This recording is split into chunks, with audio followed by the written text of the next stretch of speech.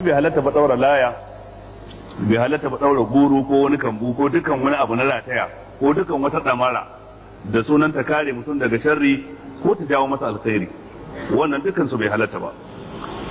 Kuma laya iri uku ce, ko dai ya zanto wadda an nemi taimakon wani ba Allah ba, kamar sunan aljan aka rubuta aka nemi taimakonsa, ko sunan mala'ika ko sunan annabi ko sunan wani wali ko sunan wani shehi aka rubuta aka nemi taimakonsa don ya kare mutum daga sharri ko don ya jawo masa wani alkhairi. Wannan shirka ce kaulan wahidan, duk wanda ya rataye wannan yayi shirka, babbar shirka wadda take kai mutum ga fita daga cikin addinin musulunci. Allah tsare mu. Idan ko mutum ya rataye laya ta wani abin da ba san ko menene ba, ba larabci ba ballantana ka gane ma'anarsa, ba hausa ba turanci ba, kawai aka har hada waɗansu harufa ba a san ko menene ba, to wannan haramun ne kaulan wahidan, amma ba ta kai waccan muni ba.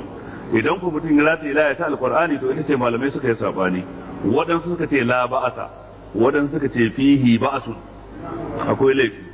Zance mafi inganci laya ko ta alqur'ani ce ba shi halatta a rataya, don manzon Allah da ya tashi bayanin laya bai iyakance ta alqur'ani ba. Shayi man ta'allaka tamimatan faqad ashraka, dukkan wanda ya rataye laya yayi shirka. Kaga man din nan ai sharatiyya ce, asma'u shart kuma min sighil umum, suna daga cikin siga na umum, game hukunci ga kowa da kowa, dukkan wanda yayi kaza, haka hadisin ke nufi. Da haka wannan wanda yayi kaza, ko da alqur'ani yayi, ko da hadisi yayi, ko da ya muhiya bangon dutse yayi, ko baro, ko da mai dane yayi, dai mazala ce fa kada ashirka, da haka bai halatta ba. Ɗaya kenan. Na biyu, idan mutum ya rataye laya ta alqur'ani mai girma, zai iya kai ta zuwa ga wuri na najasa ba tare da ya sani ba, ko da mantuwa wani lokacin da jahilci da sauransu. Sannan babu yadda za a yi mutum ya rataye laya wani abu ya samu ya ga ya fita lafiya ya dauka cewa Allah ne ya kare shi ba layan nan ba. Da haka wannan na karya tawakkalin mutum. Da haka shi yasa malamai suka ce ko da ta alqur'ani ce bai halatta mutum ya sa ba, sai dai munin ta bai kai na idan mutum ya rataye ta wani abin da ba alqur'ani ba.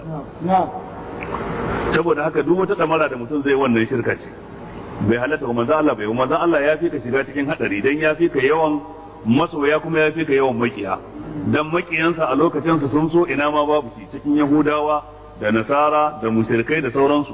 Manzon Allah ne ya gazo ahzab. Ahzab din nan ba waɗansu rundunoni ne na kawance na kafircin duniya suka taru a wannan lokaci dan a murkushe musulunci a Madina. Kuma ana cikin haka Yahudawan da aka yarjejeniya da su na Banu Qurayza suka warware alƙawarin su. Ya zanto gida ba daɗi, waje ba daɗi. Allah ya suranta abin da cewa iz ja'ukum min fawqikum wa min asfala minkum wa idh zaghatil absar وبلغت القلوب الحناجر وتظنون بالله الظنون هنالك ابتلي المؤمنون وزلزلوا زلزالا شديدا.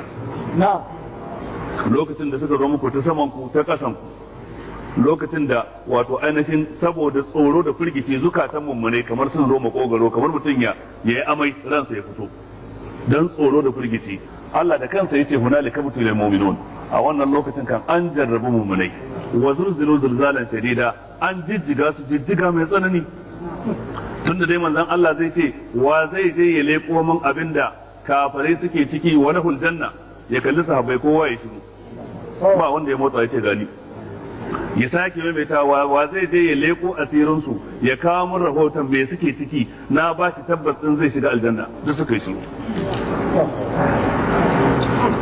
Ɗaya daga cikin sahabbai ya ce mutum da jin fitsari ba ya cewa zan je fitsari.